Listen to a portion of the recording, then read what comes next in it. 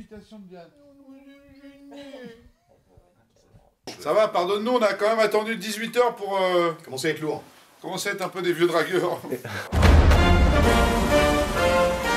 Et maintenant qu'il a été réélu, il devrait se lâcher sur la déco, c'est tout vieillot ici. Hein. Moi, président, je te mets un jacuzzi. Ah mais où? Bah là, à la place de la cheminée. Vous êtes des mormons? J'appelle la sécurité. Mais non, je déconne, regardez Olivier, j'ai la grosse patate, demandez-moi ce que vous voulez. Pour la baraque. On voudrait tourner une suite à Mec qui a tué Pamela Rose. Bonsoir, monsieur. Bonsoir. Moi je dis bonsoir. Oui, bonsoir. Vas-y, je t'en prie. Ça passe le soir. Donc, Douglas Ripper du FBI. Les charbelés du FBI. Moteur. Excuse-moi. Pas assez, votre... Qu'est-ce qu'il y a? Ce film est loin d'être terminé. Pamela Rose, donc un deuxième épisode, et ça faisait le premier, c'était il y a 10 ans, 10 ans déjà. Ce projet, est-ce qu'il est né d'une coïncidence de planning, d'une envie de long terme, quelque chose qui vous est tombé un peu dessus à l'improviste? Comment est-ce que justement vous êtes revenu sur ce personnage? C'est une bonne question. En tout cas, la manière dont vous la posez est plutôt pas mal. C'est-à-dire que c'est un mélange de tout ça, en fait. C'est avant tout une envie. Donc une envie voilà, des gens, du public, qui nous parlaient systématiquement de Pamela Rose et du Camoulox. Donc Camoulox, pas possible de faire un film, trop compliqué. Pamela Rose, on s'est dit, ça serait quand même pas mal au bout de 9 ans de retrouver les personnages de Bully Ripper. Et là, comme tu disais tout à l'heure, coïncidence d'agenda, on peut le faire. Julien Rapneau est libre, Cad est libre, je suis libre. Voilà, on s'est dit, on se réunit, on écrit et on va tourner en 9 semaines. Et on va le faire, on va le faire. Bonsoir. Bonsoir. Qu'est-ce qu'on... Oh merde. C'est pas vrai.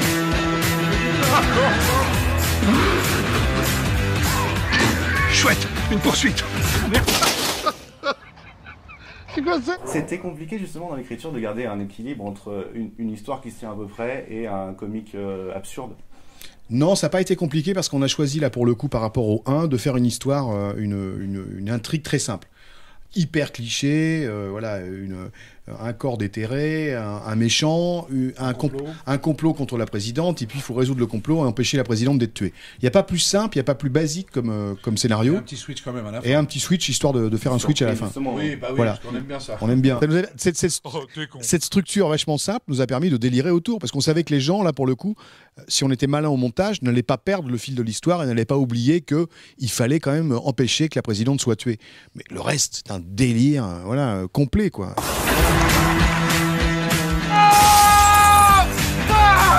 On va aussi avoir besoin de tourner une scène dans votre gros avion, là, Air Force One. S'il vous plaît. Et en ce qui concerne l'armée, on aurait besoin d'une centaine d'hommes des troupes d'élite. 200 hommes des troupes d'élite, ça serait super. À terre! Enfin, allô! Une grosse rêve partie à Guantanamo, est-ce qu'on peut tourner un dimanche? Ce soir, 20 h, grand match de balle aux prisonniers dans la cour. On n'a plus qu'une chose à faire pour sauver la présidente. Une boum? L'écriture visuelle, vous en avez tenu compte dès l'écriture ou à la réalisation après coup? Ah, dès l'écriture, Enfin, dès la ouais. préparation. Ouais, d'accord. Ah oui, l'aspect visuel burlesque du film, on y a pensé très tôt. D'ailleurs, on avait même d'autres scènes burlesques, mais trop compliquées à faire, qu'on a enlevées. Mais non, tout ça a été bien préparé en amont avec le chef opérateur, les équipes, de façon à ce que sur le tournage, ça soit vraiment, je vais pas dire facile, mais que ça soit pas compliqué pour nous, quoi. Ce qui a changé pour vous, par contre, c'est que vous avez eu entre-temps un acteur qui a gagné un César. Est-ce que c'est plus compliqué à gérer?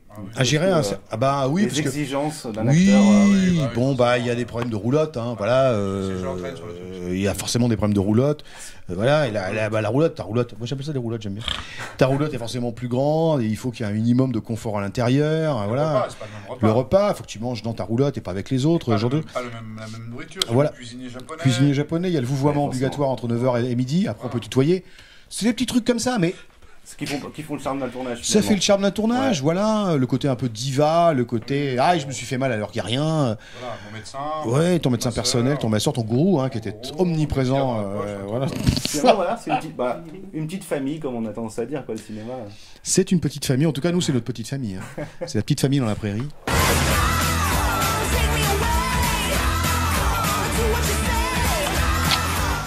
Bon alors, c'est d'accord? Yes, you can. Camoulox. Mais qui a retué Pamela Rose? Tata Yo-Yo. Et comment c'était d'aller d'aller conduire une Fuego à Washington? Parce que je crois que vous avez fait des scènes avec la bagnole là-bas aussi. Putain, c'était... Bah tu sais, on se tutoie je crois. Hein. Allons-y. Oui. Oui, ça va. Non, mais t'es un gamin pour nous. C'est ça. Oh, les vieux acteurs, t'es un gamin toi. Non, le fantasme, le vrai fantasme qu'on avait avec Olivier, c'est un fantasme, hein, je te jure, quand tu as écrit Pamela Rose il y a 20 ans, ou quand tu l'as développé il y a 20 ans à WeFM, et que tu as dit ils auront une Fuego, le fantasme qu'on avait avec Olivier dans ce projet, c'était de faire rouler la Fuego dans les rues de Washington. Parce que quand même, ça c'est entre un Dodge, une Mustang, une Cadillac, tu mets au milieu une Fuego, je peux te dire que ça calme. Donc c'est votre instant classe de l'année. Ah, c'est notre grand délire. Et on se l'est pété, putain. C'est Brigitte. Quoi? Je vais partir.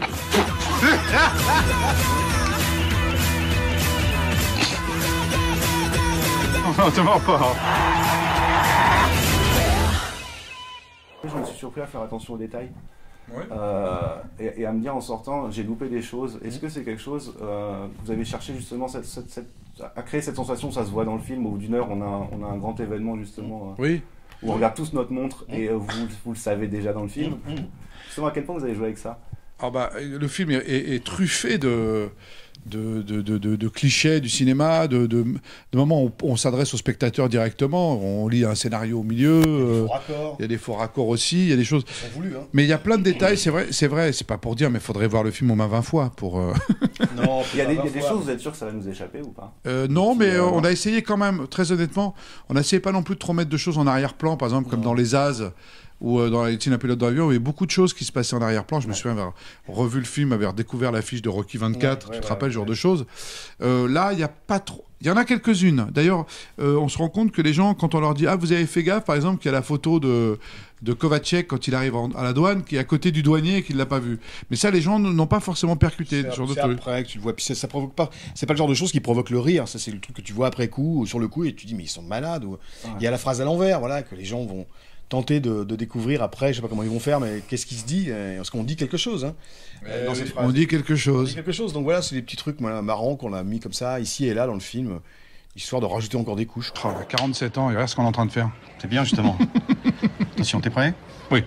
J'ai un pote qui est hyper réfractaire à l'idée d'aller voir votre film, je veux y aller quand même, parce que je le convainc. Pourquoi il est réfractaire, tu sais? Il a mangé un japonais avarié et il est un peu pressé de rentrer chez lui.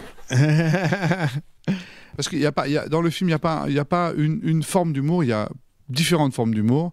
Et on devrait tous se reconnaître à un moment donné et tous trouver son compte dans l'humour. C'est-à-dire que si tu n'aimes pas les vannes un peu potaches, un peu cours d'école, tu pourras te rattraper sur une scène plus burlesque, plus muette, plus dans l'esprit de Mr Bean ou de Clouseau dans La Panthère Rose, par exemple. Et puis voilà, donc je pense qu'il n'y a pas de... personne n'est exclu, c'est pas une secte, c'est pas la peine d'avoir vu le premier film, le premier Pamela Rose pour voir le 2. Le 2, c'est un film à part entière, tout seul, et voilà, il n'a pas besoin. Voilà, maintenant tu viens, tu vomis ton japonais, voilà, et tu viens voir le film et tu verras. Mais en revanche, si tu veux y aller pour réfléchir, on n'y va pas.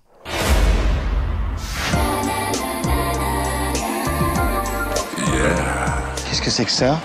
Ah, vous inquiétez pas, c'est pour la bande-annonce, ça. C'est toujours bien d'avoir des filles sexy dans un film. Ah, ouais.